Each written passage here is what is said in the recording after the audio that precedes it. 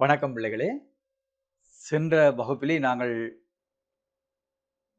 இந்த தொடர்ச்சியாக வருமான விளைவு, பதிலீட்டு விளைவு, அது தொடர்பாக கிவென் பண்டம், இழிவு பண்டம், சாதாரண பண்டம் என்பவற்றிற்கு எவ்வாறு அந்த வருமான விளைவு, பதிலீட்டு விளைவு என்பவை இடம்பெறும் என்பதை பார்த்திருந்தோம். இப்போது அதன் தொடர்ச்சியாக நாங்கள் அந்த கேள்வி மாற்றம், கேள்வி தொகை மாற்றம் போன்ற விடயங்களை நாங்கள் இப்போது பார்க்க இருக்கின்றோம். தேர்ச்சி 2 தேர்ச்சி மட்டம் 2 என்ற அடிப்படையில் கேள்வி தொகை மாற்றம் குறிப்பிட்ட பண்டத்தின் விலை தவிர்ந்த ஏனைய காரணிகள் மாறாத விடத்து குறிப்பிட்ட பண்டத்தின் விலை மாற்றம் அடைவதனால் அந்த பண்டத்தின் விலை குறைதல் கூடுதல் என்ற அடிப்படையிலே விலை மாற்றம் அடைவதனால் அதன் கேள்வி தொகையில் ஏற்படுகின்ற மாற்றம் கேள்வி தொகை மாற்றம் என அழைக்கப்படுகின்றது. இங்கே பாருங்கள் பிள்ளைகள், குறிப்பிட்ட பண்டத்தின் விலை தவிர்ந்த ஏனைய காரணிகள் மாறாத விடத்து, ஏனைய காரணிகள் மாறாத விடத்து என்பது எடுகோளாக கருதப்படுகிறது. இந்த எடுகோள் கூறப்பட வேண்டும்.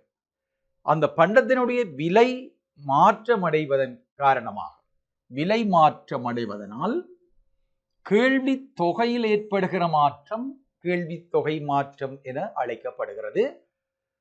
இங்கே கேள்வி தொகை என்று குறிக்கப்பட வேண்டும் அல்லது கேள்வி அளவு என்று குறிக்கப்பட வேண்டும்.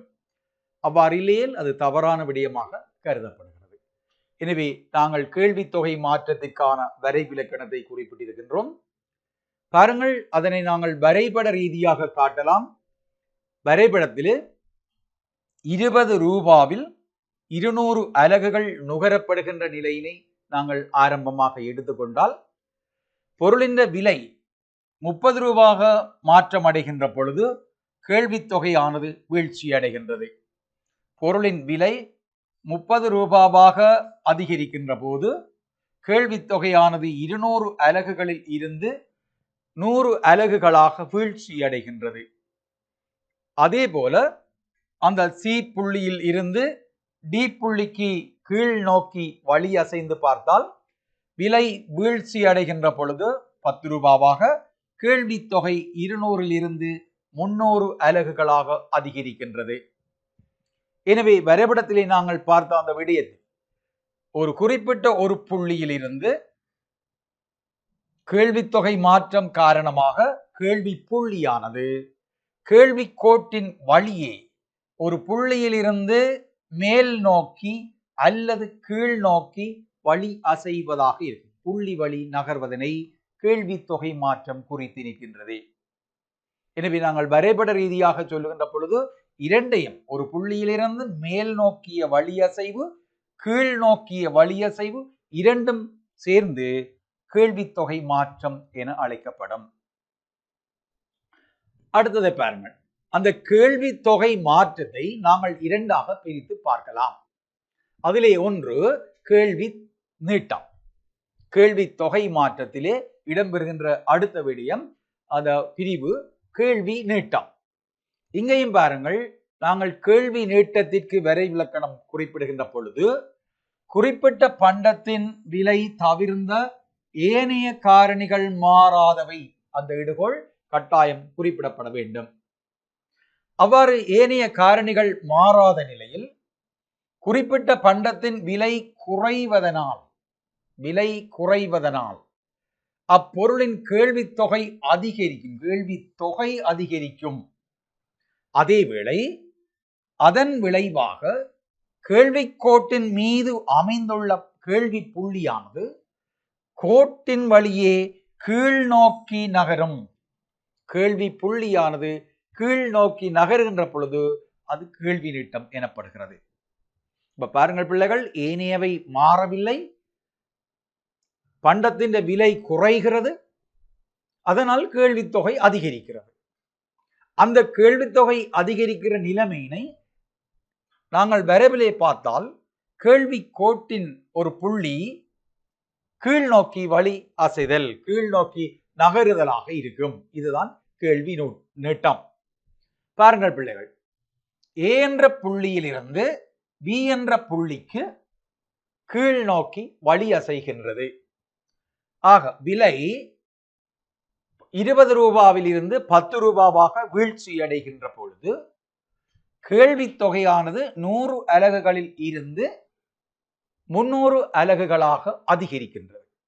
இதனை நாங்கள் கேள்வி நீட்டம் என குறிப்பிடலாம். அப்ப முன்னரே குறிப்பிட்டோம் பிள்ளைகள், A புள்ளியிலிருந்து B புள்ளிக்கு கீழ் நோக்கி வழிய செய்தல். அப்ப கேள்வி நீட்டத்திற்கான வரைவிலக்கணம், கேள்வி நீட்டத்தை நாங்கள் வரைவிலே காட்டலாம். அவ்வாறே பாருங்கள், இரண்டாவது பிரிவு கேள்வி ஒடுக்கமாக கருதப்படுகிறது. கேள்வி தொகை மாற்றத்தில் கேள்வி நீட்டம் என்பது போக அடுத்து கேள்வி ஒடுக்கம். இங்கேயும் பாருங்கள் பிள்ளைகள், நீங்கள் கவனம் செலுத்த வேண்டியது மற்றது படிப்பதற்கும் இலகுவானது, குறிப்பிட்ட பண்டத்தின் விலை தவிர்ந்த ஏனைய காரணிகள் மாறாதவை என்ற எடுகோள் இங்கும் கூறப்பட வேண்டும். அவ்வாறு மாறாத நிலையில் குறிப்பிட்ட பண்டத்தின் விலை அதிகரிப்பதனால் அப்பொருளின் கேள்வி தொகை வீழ்ச்சி அடைதல். குறிப்பிட்ட பண்டத்தின் விலை அதிகரித்தல், கேள்வி தொகை வீழ்ச்சி அடைதல், கேள்வி தொகை என்று கூறப்பட வேண்டும். கேள்வி தொகை வீழ்ச்சி அடைதல் கேள்வி ஒடுக்கமாகும். பாருங்க பிள்ளைகள், கேள்வி ஒடுக்கம், அந்த கேள்வி தொகை வீழ்ச்சி அடைகின்ற அதே வேளை அதன் விளைவாக கேள்விக்கோட்டின் மீது அமைந்துள்ள கேள்வி புள்ளியானது அந்த கோட்டின் வழியே மேல் நோக்கி வழிய செய்தல். அந்த கோட்டின் வழி மேல் நோக்கி வழிய செய்யுமாக இருந்தால் அது கேள்வி ஒடுக்கம் அல்லது கேள்வி குறுக்கம் என்றும் சொல்லலாம். பாருங்கள், வரைவிலே B புள்ளியில் இருந்து A புள்ளி நோக்கி கோட்டின் வழி புள்ளி நகர்கின்றது. 15 ரூபாய் விலையில் இருந்து 25 ரூபாவாக விலை அதிகரிக்கின்ற பொழுது கேள்வி தொகையானது 400 அலகுகளில் இருந்து 200 அலகுகளாக வீழ்ச்சி அடைகின்றது. இந்த நிலைமையினை நாங்கள் கேள்வி ஒடுக்கம் என அழைக்கலாம். அப்ப கேள்வி ஒடுக்கம் என்பதும் வரைவிலக்கணமாக கூறப்படுகின்ற அதே நேரம் வரைபடத்திலே நாங்கள் கேள்வி ஒடுக்கத்தை காட்டிக் கொள்ளலாம். அடுத்து பாருங்க பிள்ளைகள், இப்போது கேள்வி தொகை மாற்றம் பார்த்திருந்தோம். இப்போது நாங்கள் சொல்லுகின்றோம் அடுத்து கேள்வி மாற்றம். கேள்வி தொகை மாற்றத்திற்கும் கேள்வி மாற்றத்திற்கும் இடையில வேறுபாடு இருக்கிறது. கேள்வி தொகை மாற்றம் என்பது புள்ளி வழி நகர்ச்சி, ஆனால் கேள்வி மாற்றம் என்பது கோட்டின் நகர்வை குறிக்கின்றது. எனவே கேள்வி மாற்றத்தை நாங்கள் இவ்வாறு வரைவிலக்கணம் செய்து கொள்ளலாம். குறிப்பிட்ட பண்டத்தின் விலை மாறாத நிலையில், பாருங்கள் பிள்ளைகள், நீங்கள் கவனம் செலுத்த வேண்டும். இதிலே கேள்வி தொகை மாற்றம் நாங்கள் குறிப்பிடுகின்ற பொழுது விலை தவிர்ந்த ஏனைய காரணிகள் மாறாதவை என்ற எடுகோளை நாங்கள் பார்த்திருந்தோம். ஆனால் கேள்வி மாற்றம் கூறப்படுகின்ற பொழுது விலை மாறாத நிலையில் ஏனைய காரணிகள் மாற்றமடைவதை அவர் பார்த்து கொள்ள வேண்டும். குறிப்பிட்ட பண்டத்தின் விலை மாறாத நிலையில் கேள்வியின் மீது செல்வாக்கு செலுத்துகின்ற ஏனைய காரணிகள் மாற்றமடைவதை அடிப்படையாக கொண்டு, பாருங்கள் பிள்ளைகள், இங்கு கேள்வி மாற்றம் கூறப்படுகின்ற பொழுது விலை மாறாதவை, விலை மாறாதது என்பது ஒரு எடுக்கோள். ஆனால் ஏனைய காரணிகள் மாற்றமடைகின்றது. அந்த ஏனைய காரணிகள் மாற்றமடைவதை அடிப்படையாக கொண்டு காணப்பட்ட விலைகளில், அந்த பல்வேறு விலைகளில் என்று எடுத்தால் அந்த காணப்பட்ட விலைகளின் கீழேயே கேள்வி கோடு நகர்வது கேள்வி மாற்றம். அதாவது ஏனைய காரணிகள் மாற்றமடைவதை அடிப்படையாக கொண்டு பொருளின் கேள்வி அதிகரித்தல், கேள்வி குறைதல், இதன் காரணமாக கேள்விக்கோடு வலப்புறமாகவோ அல்லது இடப்புறமாகவோ மாற்றமடைவதனை, நகர்வடைவதனை கேள்வி மாற்றம் குறித்து நிற்கின்றது. நீங்கள் கவனம் செலுத்த வேண்டும் பிள்ளைகள். கேள்வி தொகை மாற்றத்திற்கும் கேள்வி மாற்றத்திற்கும் அடிப்படை வேறுபாடு என்ன? பாருங்கள், விலை மாறாத போது ஏனைய காரணிகளின் சாதகமான மற்றும் பாதகமான மாற்றத்தினால் விலை மாற்றமடையவில்லை, ஏனைய காரணிகளின் சாதகமான மாற்றம் அடைகின்ற போது அல்லது பாதகமான மாற்றம் காணப்படுகின்ற பொழுது கேள்வி கூடுதல் அல்லது கேள்வி குறைதல் கேள்வி மாற்றம் என அழைக்கப்படுகிறது. விலை மாறாமல் காரணிகள் சாதகமான மாற்றம் அடைந்து கேள்வி கூடலாம், அல்லது விலை மாறாத போது காரணிகள் ஏனைய காரணிகள் பாதகமாக மாற்றம் அடைந்து கேள்வி குறையலாம். இதனை நாங்கள் கேள்வி மாற்றம் என அழைப்போம். கேள்வி மாற்றம் ஆனது ஆரம்ப கேள்வி வளைகூட்டின் வலப்புற நகர்வு மற்றும் இடப்புற நகர்வு என்பவற்றினால் காட்டப்படுகிறது. கேள்வி மாற்றமானது வலப்புற நகர்வு மற்றும் இடப்புற நகர்வு என்பவற்றினால் காட்டப்படுகிறது. பாருங்கள் பிள்ளைகள், கேள்வி வளைகோடு 3 வளைகோடு இங்கே தரப்படுகின்றது. ஆரம்ப கேள்வி வளை டி வளையாக காட்டப்படுகிறது. இதிலே வலப்பக்க நகர்வு D1 வலப்பக்கம் நகர்வடைந்து இருக்கிறது. இது கேள்வி கூடுதலை காட்டும். இடப்பக்கம் D2ஆக நகர்வடைந்திருப்பது கேள்வி குறைதலை காட்டும். எனவே ஏனைய காரணிகளினுடைய சாதகமான மாற்றத்தினால், இங்கே பாருங்கள், விலை மாறாத பொழுது, விலை மாற்றமடையாத நிலையில் ஏனைய காரணிகளினுடைய சாதகமான மாற்றத்தினால் கேள்வி அதிகரித்தல், இதனால் கேள்விக்கோடு வலப்பக்கம் D1ஆக நகர்வடைதலை நாங்கள் கேள்வி கூடுதல் என்று சொல்லுவோம். அதாவது கேள்வி பக்கம் வலது பக்கம் நகர்கின்றது. அதே போல இங்கே விலை மாறாத இடத்து ஏனைய காரணிகளினுடைய பாதகமான மாற்றத்தினால் D-இலிருந்து D1ஆக மாற்றம் அடைந்திருக்கிறது. எனவே கேள்வி வளை வலப்பக்கமாகவோ அன்றி இடப்பக்கமாகவோ நகர்வடைதலை நாங்கள் கேள்வி மாற்றம் என அழைப்போம். பாருங்கள் பிள்ளைகள், அடுத்து அந்த கேள்வி மாற்றமானது கேள்வி கூடுதல் கேள்வி குறைதல் என இரண்டாக நாங்கள் பார்க்கலாம். அதிலே கேள்வி கூடுதல், இங்கே பிள்ளைகளே நீங்கள் கவனம் செலுத்த வேண்டும் என்னவென்றால், கேள்வி மாற்றத்திற்கு நாங்கள் எதனை இடுகோளாக கொண்டோமோ அதே இடுகோள் இங்கே கேள்வி கூடுதலுக்கும் இடம்பெறுகிறது. அதாவது குறிப்பிட்ட பண்டத்தின் விலை மாறாத நிலை, கேள்வியின் மீது செல்வாக்கு செலுத்துகின்ற ஏனைய காரணிகளின் சாதகமான மாற்றத்தினால் பொருளின் கேள்வி அதிகரித்து கேள்விக்கோடு வலப்புறமாக நகர்வதனை கேள்வி கூடுதல் என அழைக்கலாம். இதிலே விலை மாறாதது என்பது சொல்லப்படுகிறது. அதே போல கேள்வியின் மீது செல்வாக்கு செலுத்துகின்ற ஏனைய காரணிகள் சாதகமாக மாற்றமடைதல் என்பது இடம்பெறுகிறது. கேள்வி அதிகரித்து கேள்விக்கூடு வலப்பக்கம் நகர்தல் என்பது காட்டப்படுகிறது. இப்போ 3 விடயங்களை நீங்கள் ஞாபகத்தில் வச்சிருக்கணும். விலை மாறாதது, கேள்வியின் மீது செல்வாக்கு செலுத்துகின்ற ஏனைய காரணிகள் சாதகமாக மாற்றமடைகின்றது, மற்றது பொருளின் விலை அதிகரித்து கேள்விக்கூடு வலப்பக்கம் நகர்கிறது. இந்த 3 எண்ணக்கருவும் கேள்வி கூடுதல் என்ற விடயத்திலே முக்கியத்துவம் உடையவை. பாருங்கள், வளையை நாங்கள் பார்க்கின்றோம். டி என்கின்ற கேள்வி வளை D1ஆக வலப்புறம் நகர்வடைகின்றது. ஏனைய காரணிகளினுடைய சாதகமான மாற்றத்தினால் கேள்வி வலது பக்கம் நகர்வடைகின்றது.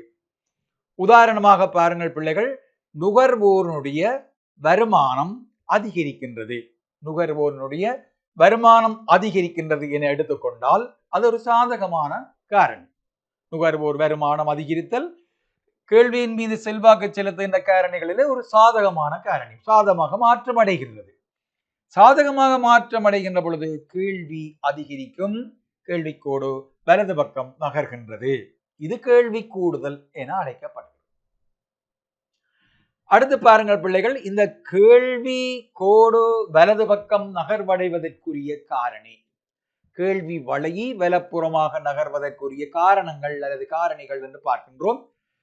கேள்வி அதிகரிப்பதில் செல்வாக்கு செலுத்துகின்ற காரணிகள் என்று கேட்டாலும் இதே விடயம்தான் இடம்பெறுவதாக இருக்கும். பாருங்கள், முதலாவது விடயம் பிரதியீட்டு பண்டங்களின் விலை அதிகரிப்பு.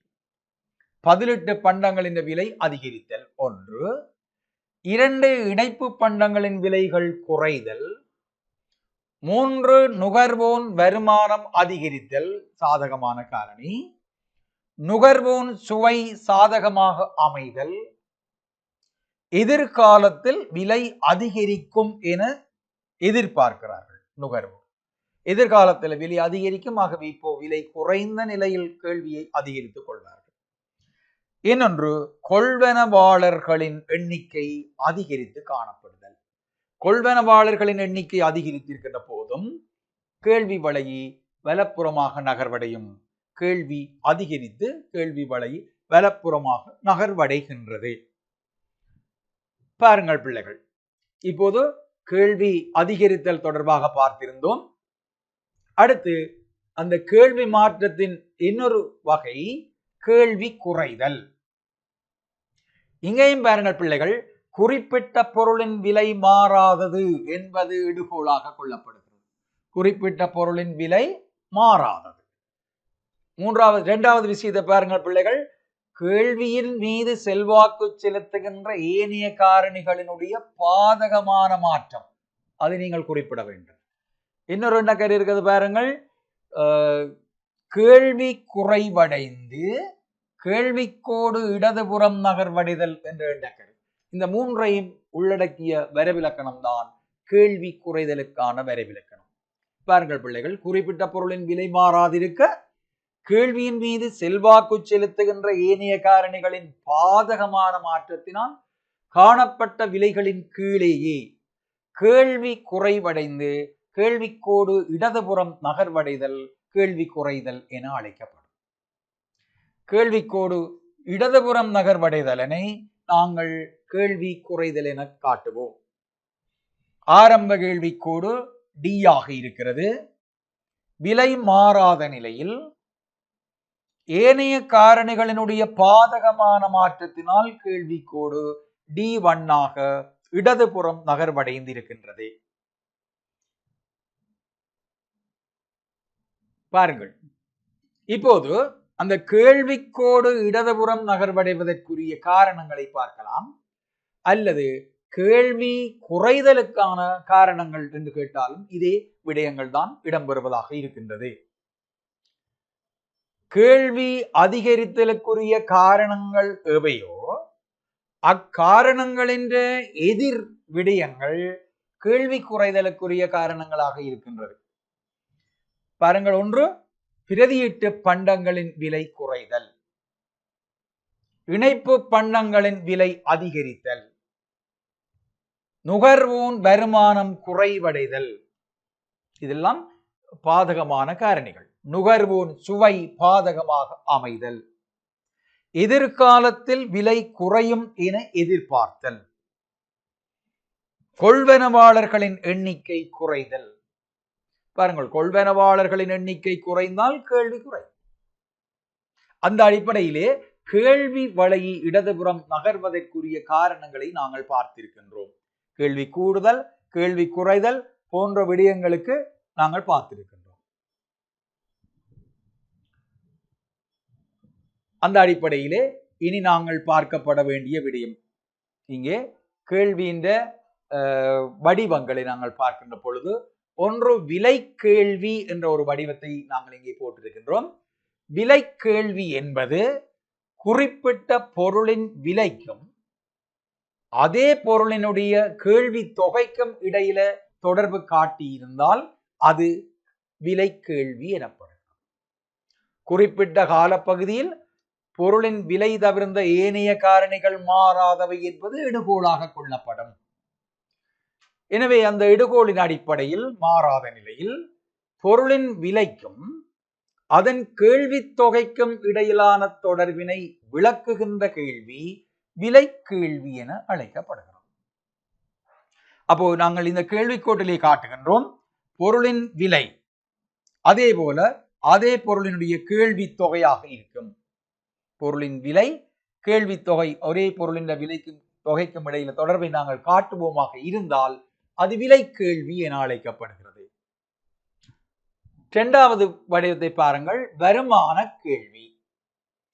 இது விலைக்கும் கேள்விக்கும் இடையில காட்டுவது போல, தொடர்பினை காட்டுவது போல, இங்கே கேள்வியில் செல்வாக்கு செலுத்துகின்ற அந்த காரணிகளில நுகர்வோர் வருமானத்திற்கும் ஏதாவது ஒரு பொருளின் கேள்வி தொகைக்கும் இடையில தொடர்பினை காட்டுவதாக இருந்தால் அது வருமான கேள்வி எனப்படுகிறது. இங்கே பாருங்கள், குறிப்பிட்ட காலப்பகுதியில் நுகர்வோர் வருமானம் தவிர்ந்த, அங்கே சொன்னோம் விலை தவிர்ந்த, இங்கே வருமானம் தவிர்ந்த ஏனைய காரணிகள் மாறாத நிலையில் நுகர்வோனுடைய வருமானத்திற்கும் பொருளொன்றின் கேள்வி தொகைக்கும் இடையிலான தொடர்பினை விளக்கும் கேள்வி வருமான கேள்வியாகும். இந்த வருமான கேள்வி பிள்ளைகள் 3 வடிவங்களை கொண்டதாகும். இதிலே முதலாவதாக வரைவிலே காட்டப்பட்டிருக்கின்றது நேர்கணிய தொடர்பு. வருமானம் அதிகரிக்கின்ற பொழுது கேள்வி தொகை அதிகரிக்கிறது. எக்ஸ் என்ற பொருளின் கேள்வி தொகை அதிகரிக்கிறது. வருமானம் குறையுமாக இருந்தால் எக்ஸ் என்ற பொருளின் கேள்வி தொகை குறைகிறது. எனவே எக்ஸ் என்ற பொருளின் வருமான கேள்வி வழி நேர்கணியமாக இடம்பெறுகிறது. நீங்கள் வருமான நிகழ்ச்சி படிக்கின்ற பொழுது கூட இவை பயன்படுவதாக இருக்கும். இரண்டாவதை பாருங்கள், எதிர்கணிய வருமான கேள்வி. வருமானம் அதிகரிக்கின்ற பொழுது அந்த குறித்த பண்டத்தினுடைய கேள்வியினை குறைத்துக் கொள்கிறார்கள். வருமானம் அதிகரிக்க கேள்வியினை குறைத்துக் கொள்கிறார்கள், கேள்வி அளவை. வருமானம் குறைகின்ற பொழுது அந்த பொருளின் கேள்வி அளவை அதிகரித்துக் கொள்கிறார்கள். இந்த இடத்திலே வருமானத்திற்கும் அந்த சற்றெண்ட பண்டத்தின் கேள்விக்கும் இடையில எதிர்கணிய தொடர்பு காணப்படுகிறது. ஆக மூன்றாவது விடயம் பார்க்கின்றோம். மூன்றாவது கேள்வி, வருமானத்திற்கும் ஏதாவது குறிப்பிட்ட பொருளினுடைய கேள்வி தொகைக்கும் இடையில பூச்சிய தொடர்பு காணப்படுதல்.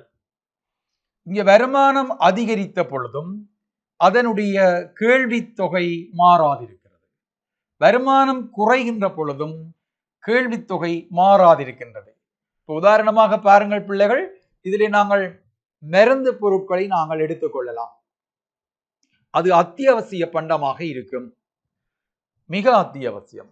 அதாவது வருமானம் அதிகரிக்கின்றது என்பதற்காக நாங்கள் பயன்படுத்துகின்ற மருந்து டேப்லெட்ஸை கூடுதலாக பயன்படுத்த முடியாது. வருமானம் கூடிட்டு அப்ப நாங்கள் கூட வாங்கி நுகர்வோம் என்று அதை நுகர முடியாது. அதே போல வருமானம் குறைந்து விட்டது என்பதற்காக அந்த மருந்து பொருளை நாங்கள் குறைத்து நுகரவும் முடியாது. அந்த நுகர்வில் மாற்றம் இருக்காது, மிக அத்தியாவசிய பொருள். எதிர்கணியமாக இருந்தால் அதை இழிவு பொருள் என்று சொல்கின்றோம். நேர்கணியமாக இருக்கின்ற பொழுது அதனை சாதாரண பொருள் என அழைக்கின்றோம். எனவே வருமான கேள்வி என்பது ஒரு வரைவிலக்கணம் சொல்கின்றோம். அந்த வருமான கேள்வி 3 வகையிலே காட்டப்படுகின்றது. வருமான கேள்வி. மற்றது இன்னொன்று பாருங்கள், குறுக்கு கேள்வி. வருமான கேள்வி போன்ற வடிவமாக இது இருக்கிறது, ஆனால் தொடர்பு வித்தியாசமானது. எனவே மாணவர்கள் இதிலே கவனம் செலுத்த வேண்டும்.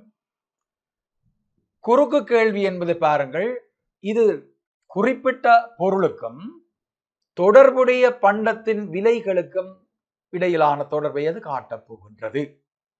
எனவே குறிப்பிட்ட காலப்பகுதியில அந்த தொடர்புடைய பண்டத்தின் விலை தவிர்ந்த ஏனைய காரணிகள் மாறாத நிலை. இங்க அந்த தொடர்புடைய பண்டத்தின் விலை தவிர்ந்த ஏனையவை மாறாதவை. இந்த நிலையில் தொடர்புடைய பண்டத்தின் விலைக்கும் குறித்த பொருளின் கேள்வி தொகைக்கும் இடையில் உள்ள தொடர்பினை விளக்குகின்ற கேள்வி குறுக்கு கேள்வியாகும். அதனை நாங்கள் குறுக்கு கேள்வி என குறிப்பிடுகின்றோம். அப்ப இங்கே நாங்கள் பார்க்கின்றோம், சற்றென்ற பொருளின் விலைக்கும் எக்ஸ் என்ற பொருளின் கேள்வி தொகைக்கும் இடையில நாங்கள் நேர்கணிய தொடர்பை உடைய ஒரு வரைபடம் இங்கே காட்டப்பட்டிருக்கின்றது.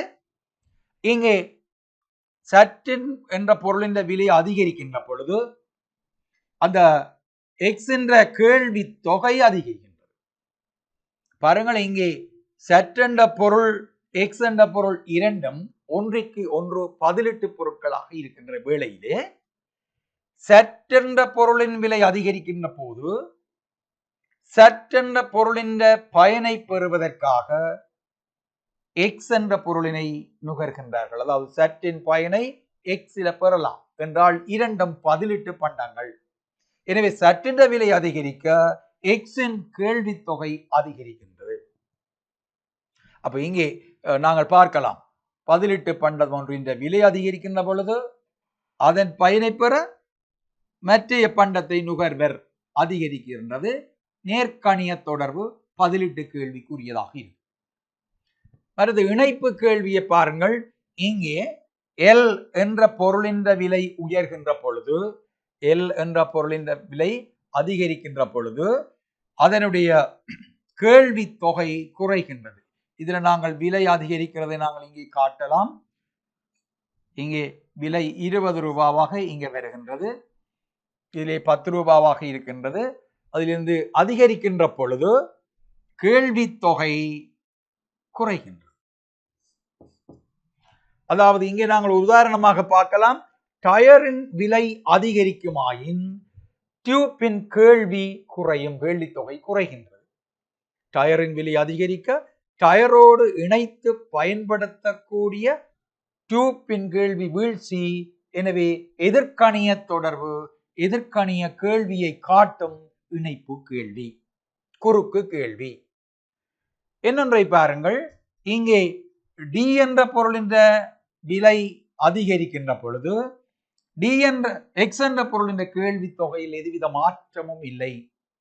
டி என்ற பொருளின் விலை அதிகரிக்கின்ற பொழுது எக்ஸ் என்ற பொருளின் தொகையில எந்தவித மாற்றமும் இல்லை. விலை குறைந்தாலும் தொகையில் எதுவித மாற்றமும் ஏற்படாது. இங்கே டி எக்ஸ் ஆகிய இரு பண்டங்களும் தொடர்பற்ற பண்டங்களாக இருக்கின்றன.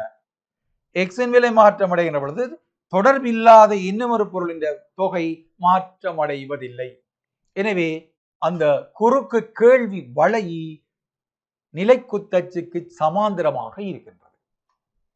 பதிலீட்டு கேள்வியாக இருந்தால் நேர்கணிய தொடர்புடைய வளை, இணைப்பு கேள்வியாக இருந்தால் எதிர்கணிய தொடர்புடைய கேள்வி வளை, தொடர்பற்ற பண்டங்களாக இருக்கின்ற பொழுது நிலைக்குத்தச்சுக்கு சமாந்தரமாக பூச்சிய வடிவத்திலே அது காட்டப்படுகின்றது, கேள்வி இடம்பெறுகின்றது. அப்ப 3 வகையான கேள்வியினை குறுக்கு கேள்வியிலையும் நாங்கள் பார்த்து கொள்ளலாம். இன்னொன்றை பாருங்கள் பிள்ளைகள், வழிவந்த கேள்வி. இது வரைவிலக்கணத்தோடு நாங்கள் விரைவிலே காட்ட முடியாது. முடிவு பொருளொன்றிற்கு கேள்வி ஏற்படுவதனால் மூல பொருளொன்றிற்கு கேள்வி ஏற்படுமாயின் அதனை வழிவந்த கேள்வி என குறிப்பிடலாம். உதாரணத்தை பாருங்கள் பிள்ளைகள், கட்டிலின் கேள்வி அதிகரிப்பால் கட்டில்களுக்கு கேள்வி அதிகரிக்கிறது, அல்லது தளபாடங்களுக்கு கேள்வி அதிகரிக்கிறது. இதனால மரங்களுக்கான கேள்வி அதிகரித்தல், கட்டில் அல்லது தளபாடத்தை உற்பத்தி செய்வதற்கு தேவையான மூலப்பொருள் மரங்களுக்கான கேள்வி அதிகரித்தல் ஒரு வழிவந்த கேள்வியாக இருக்கும். அப்ப இந்த அடிப்படையிலே நாங்கள் கேள்வி என்ற விடயத்திலே நாங்கள் இவ்வாறு விடயங்களையும் நாங்கள் பார்க்கலாம். இதற்கு மேலதிகமாக பிள்ளைகள் ஒரு கேள்வி நீங்கள் தெரிந்திருக்க வேண்டும். புறநடை கேள்வி என்ற ஒரு விடயம் இருக்கின்றது. அதாவது சாதாரண கேள்வி விதிக்கு மாறான வடிவத்திலே கேள்வி அமைந்திருக்கிறது. அதாவது மேலிருந்து கீழாக இடமிருந்து வலமாக கேள்விக்கோடு சரிந்து செல்வது சாதாரண கேள்வி விதிக்கு அமைவானதாகும். ஆனால் கீழிருந்து மேலாக சரிந்து செல்கின்ற ஒரு கேள்வி வளைகோடு, விலை கேள்வி வளைகோடு அமையமாக இருந்தால் அது புறநடை கேள்வியாக இருக்கின்றது. அந்த புறநடை கேள்வி அமைவதற்கு சில காரணங்கள் பண்டங்கள். இந்த சந்தர்ப்பத்திலே புறநடை கேள்வி அமைகின்றது என்றால், ஒன்று கிபன் பண்டங்களை நுகர்கின்ற பொழுது அந்த புறநடை கேள்வி இடம்பெறுகிறது. கிபன் பண்டங்களின் பிரதான இயல்பு நாங்கள் குறிப்பிட்டிருந்தோம் ஏற்கனவே. விலைக்கும் அந்த கிபன் பண்டங்களினுடைய கேள்வி தொகைக்கும் இடையிலான தொடர்பு நேர்கணியம். விலை அதிகரிக்க கேள்வி தொகை அதிகரிக்கும், விலை குறைய கேள்வி தொகை குறையும். அந்த தொடர்பினை காட்டுகின்ற கேள்விதான் புறநடை கேள்வி. அந்த புறநடை கேள்விக்கு ஒரு உதாரணம் கிபன் பண்டம். இன்னொரு உதாரணத்தை நாங்கள் சொல்லிக் கொள்ளலாம். அந்த காட்சி பண்டங்களை நுகர்கின்ற பொழுது, அதாவது இப்ப தங்கம், வைரம், வைரூரியம் போன்ற பண்டங்களை நாங்கள் நுகர்கின்ற பொழுது இது காட்சிப்படுத்தப்படுது, மக்களை பெருமை சேர்ப்பதற்காக காட்டப்படுகின்ற பண்டமாக இருப்பதனால் அவற்றின் விலை அதிகரிக்கின்ற பொழுது கேள்வி தொகையும் அதிகரிக்கின்றது. உதாரணம், இப்போது நீங்கள் பார்க்கலாம், தங்கத்தின் விலை அதிகரித்திருக்கின்றது. எனவே கைகளிலே மோதிரங்களை போட்டிருக்கின்றவர்களுக்கு அவர் காட்சிப்படுத்தலாக இருக்கும், அவருக்கு பெருமையாக இருக்கும் என்ற அடிப்படையிலே விலை அதிகரிக்கின்ற பொழுது கேள்வி தொகையை அதிகரிப்பர். இவை புறநடை கேள்விக்கு உதாரணங்களாக நாங்கள் குறிப்பிடலாம்.